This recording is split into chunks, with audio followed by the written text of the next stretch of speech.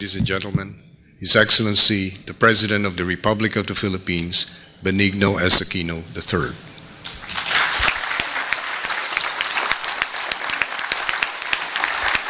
Thank you.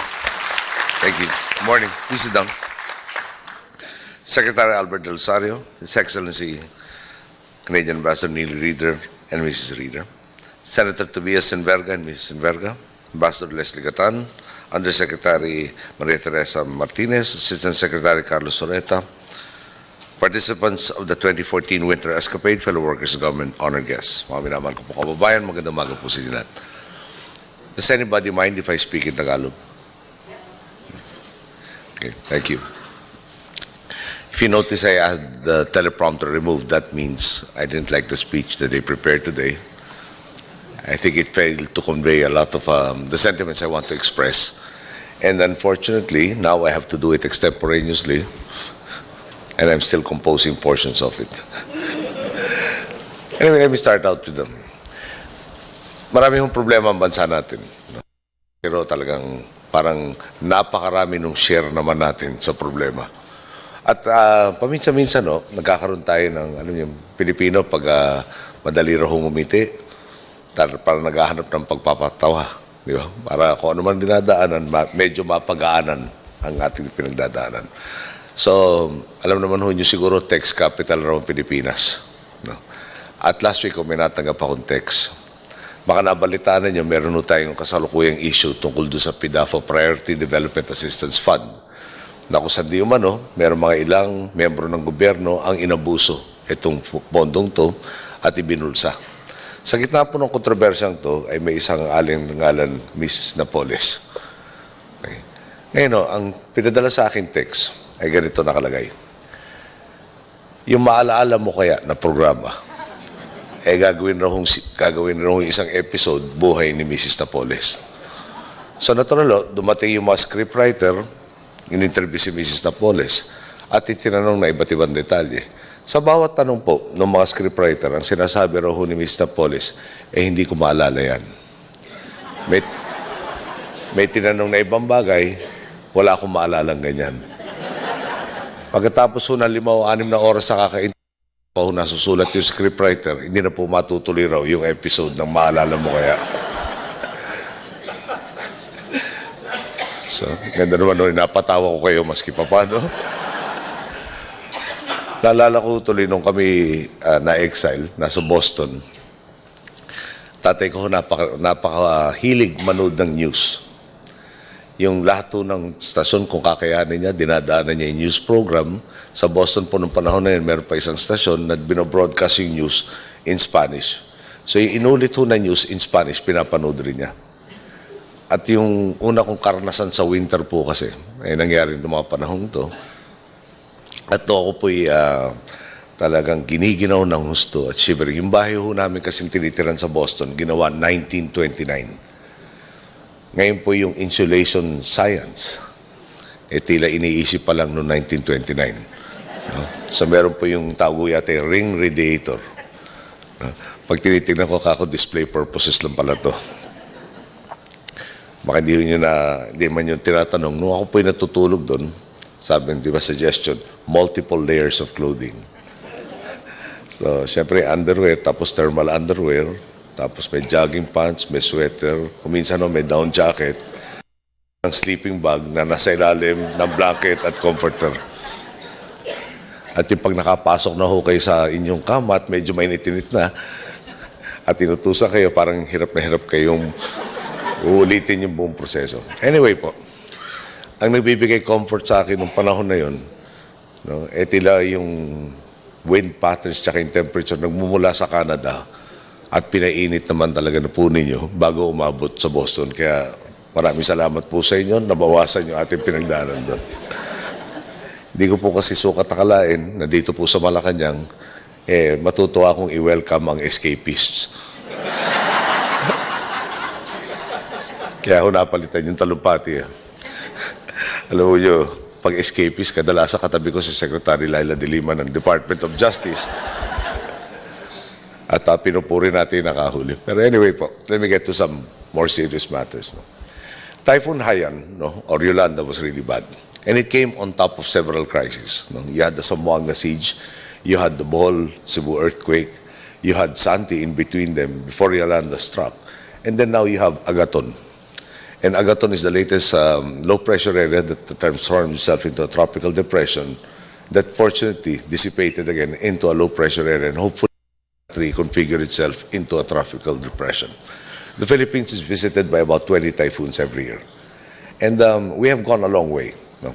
For instance, when we started, we had a weather bureau that had at its head somebody who felt he was the best friend of God. And when he decided where a typhoon track would follow, he expected this typhoon track to follow his dictates. So we were advised to prepare for the landfall in Aurora at that point in time, northern Philippines, and it actually went to southern Tagalog and then Metro Manila. And I was in our residence in Quezon City at the time, and I was saying, this must be such a terrible typhoon because the winds were whipping it up and so strong in Quezon City when it was supposed to be in Aurora Province. Lo and behold, it never went to Aurora Province because there it was very sunny, and it actually was in a sense in the opposite track. Now we have a weather bureau who can accurately tell you precisely where it will fall, what the wind strength will be, what the rainfall will be, but more importantly, we have a Department of Science and Technology that is able to translate all of this data and make our citizens even more prepared than what they were. When we started out, when you say amount of rainfall expected, you're reading in millimeters and nobody really could understand it. Now we have a color-coded scheme that tells you how much rain to expect, and this is coupled with geohazard mapping throughout the country that tells you what to expect given certain conditions. And we expect to have more and more inputs and more work done that will make all of our communities resilient. Okay. Let me talk about Yolanda. Yolanda affected 44 of our 81 provinces. It affected about 20% of the population. No? And by affected, we mean that they really were severely affected. We have something like 918,000 families needing assistance of some form or another just to recover shelter. And of course, the livelihood that's involved. Now, if I may ask you to recall, this was the last in a series of tragedies that befell us, both man-made and natural, last year. And government was, I admit, hard-pressed to meet all of the needs. And I had received so many text messages again. And they were asking me how I was. And I said, I'm okay. And you might wonder, why would I be okay given such a situation? I am okay because there really was overwhelming support, not only from our countrymen, but more importantly, from the international community. I have to praise Canada. In my conversation with the Prime Minister, he mentioned that we do have a significant Filipino-Canadian community, and the Filipino-Canadian community prevailed upon the Canadian government to render its utmost assistance in the tragedy that happened with Yolanda. So previously, there was warmth from the winter months. Now there is the warmth from the love that you have bestowed and shown on our countrymen. And again, on their behalf, I thank all of you for this really tremendous effort that enabled us to overcome and continue to overcome the challenges besetting our country as we try to recover, reconstruct, rehabilitate, and build back better. Again, our thanks to each and every one of you.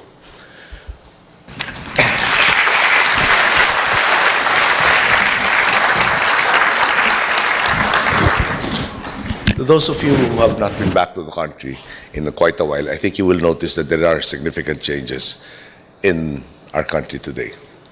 I dare say that when I stepped down by 2016, perhaps a lot of you will no longer recognize the skyline that is of the National Capital Region, as well as that of Cebu and so many other areas. You will be pleasantly surprised by the infrastructure that will be wrought on the country. A few days ago, we broke the ground for this project that will connect the North Luzon Expressway and the South Luzon Expressway, wherein you will be able to bypass the tortuous road called EDSA. Okay. Now, it is very significant, and in a sense, we're glad. We're starting it. We're hoping that it will be completed by 2016, and this will be just one of two connecting roads that will again bypass EDSA. What is important to note is when they envisioned this road, I was still in the elementary. In sometime in the 70s, the then Construction Development Corporation, the Philippines, was granted a franchise. It was given the North Luzon Expressway, built by government, and in exchange, they promised to bring this road to Pangasinan in the north and Quezon in the south. Up to today, about 40 years later, it still has to reach Pangasinan and it has to reach Quezon. Okay. And I will not go into details as to why it took that long. But the bottom line is that some people are already talking of trips from Manila to Baguio in a 3.5-hour to 4-hour mode, driving, shall we say, not overspeeding. Okay. Now, airport, we have so many projects online for our airports, primarily because we expect tourist arrivals, which started at about 3 million when I started into office, to amount to about 10 million foreign tourist arrivals every year by 2016. And we're at a halfway point. The domestic tourism program has already breached the target for 2016 as early as 2011.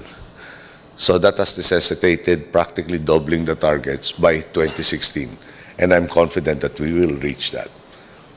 We have gotten so many accolades from credit ratings agencies that have given us investment grade status already as a country when we issue our bonds. You have a country that is able, again, to come up with the wherewithal with the challenges that beset us one after the other. And perhaps it is a mark of the confidence of the international community that so many came to us because they knew it would not be wasted given the reforms that we have tried to institute in the office. You know, let me just give you an idea of one of the reforms that has enabled us to get to where we are. The Department of Public Works and Highways used to have the most corrupt image, if not one of them. Okay? Now, one of the processes that involve themselves in would be the need for people interested in bidding for projects to submit a letter of intent to bid. This letter, in turn, would produce a list of people intending to bid for particular projects. What that facilitated was collusion amongst the contractors, to know who their competitors were, reach out to them, come up to a deal, and defeat the purpose of competitive bidding. Secretary Singson, when he came into office, innovated by removing that requirement. And what is the result? There is an underpass now connecting Quezon Avenue, at the intersection of Quezon Avenue and Araneta Avenue. When we got into office, there was a budgeted amount of about 690 million pesos for the said project. When we actually came up with our own estimate, it got reduced to about 503 or so. When we actually bidded it out, it became 430 million pesos instead of 690, and we brought it in, if I remember correctly, about 100 days ahead of schedule. So we got something that we needed, better, at the right quality, at the right price, and at an earlier point in time. Now,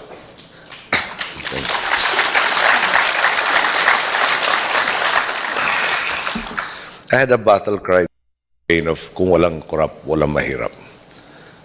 And what does that mean? No. We want growth that is inclusive. And how are we tackling this growth? I'll give you an example. We do invest the vast majority of our budget in education. And one of the components is TESDA, or the tech box sector. Previously, it used to hit about 26% placement rate for its graduates. Currently, the average is 62%. And this has been done by tailoring their programs to the needs of our various industries and businesses. In certain sectors within this tech box sector, it can reach up to 85% placement rates. Now, what is the end result? Over 500,000 Filipinos in our 3 years, about 560,000 actually, or thereabouts, have been brought through the process. And again, at least 62% of these 500,000+ Filipinos have found meaningful work. Another program that we are proud of is called, in Tagalog, it's called Pantawid Pamilya Pilipino Program.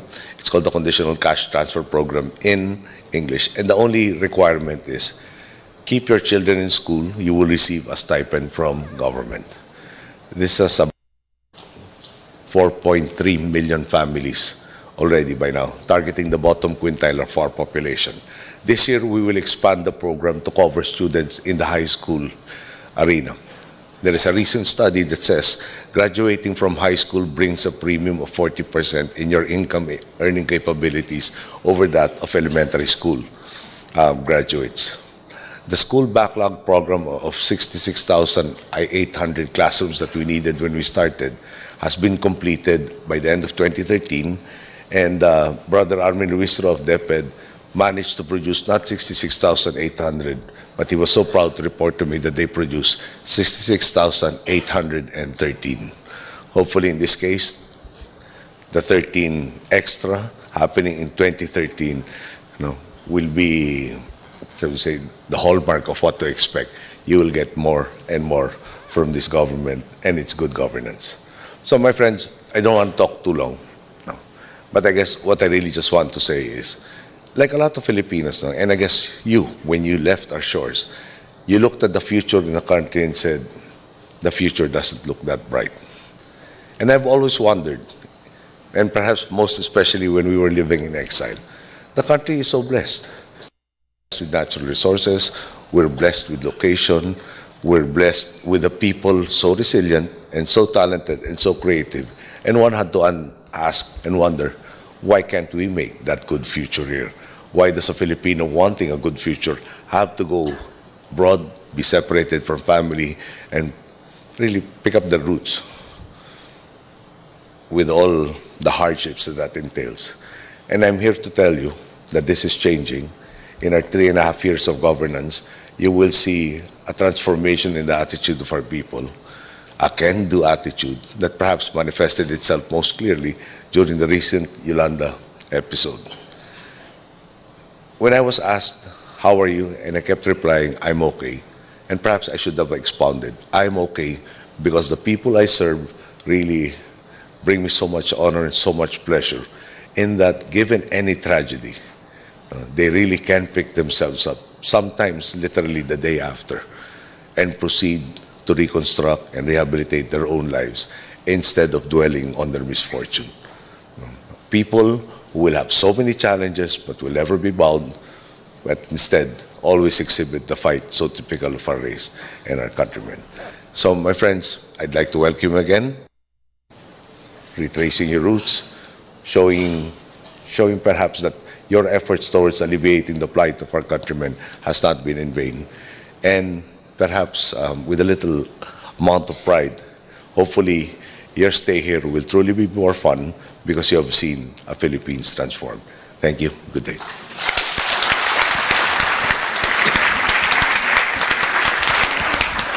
Thank you very much, Mr. President.